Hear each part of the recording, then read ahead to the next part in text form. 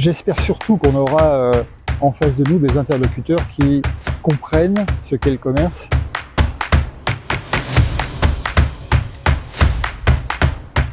Nous, notre sujet actuel, c'est vraiment d'avoir un gouvernement et d'avoir en particulier un ministre du Commerce, que ce nouveau gouvernement comprenne que le commerce est un élément indispensable à la société et incontournable.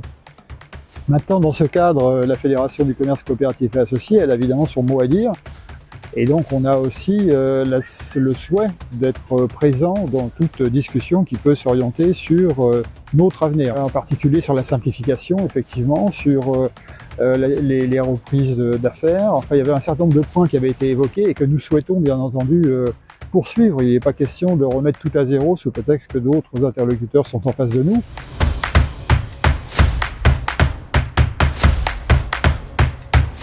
Si on fait un tout petit historique, j'ai quand même découvert le commerce coopératif et associé en devenant président de Passion Beauté pendant 13 ans.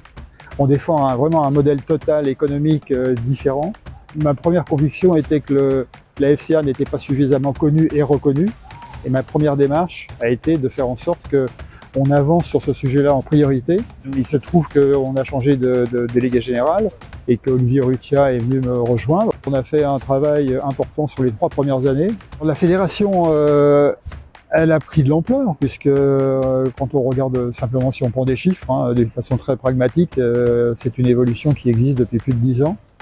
Et quand même, ce qui est tout à fait remarquable, c'est ce qui s'est passé pendant toute l'année dernière, où des enseignes coopératives et associées ont racheté des magasins intégrés, des chaînes intégrées, pour les transformer en coopératives. Donc ça veut dire que notre modèle économique, c'est le modèle qui fonctionne. Je pense qu'il y a plusieurs défis qu'on a déjà identifiés. Et il y a déjà la simplification administrative, ça c'est vraiment un élément, c'est une vraie nécessité. Tout le monde sait exactement ce qu'il faudrait faire, mais jusqu'à présent, le monde politique n'a pas eu le courage de le faire. Donc à un moment donné, il faudra le faire. Ça c'est une première démarche. La deuxième démarche, c'est tout ce qui concerne les reprises d'entreprises. Et ça c'est un élément important parce qu'on arrive avec une génération qui est en fin de carrière dans les commerces, et aujourd'hui on se doit de trouver des remplaçants pour ces commerçants pour que la vie continue dans les territoires, dans les communes et dans tous les endroits où nous sommes implantés. La transition écologique est un poids extrêmement important et sur lequel tout le monde insiste, sachant que ce ne sont pas tous les commerçants qui vont pouvoir financer cette transition. Elle est lourde à porter, elle est indispensable à réaliser, donc il faut que l'État participe aussi.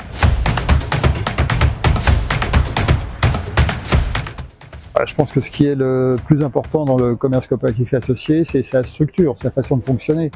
Ce sont surtout les échanges qu'il peut y avoir entre les hommes de terrain et en même temps les personnes qui sont au siège et qui travaillent de façon très satisfaisante pour le terrain. Franchement, j'aurais du mal à ne pas être satisfait de ce modèle économique.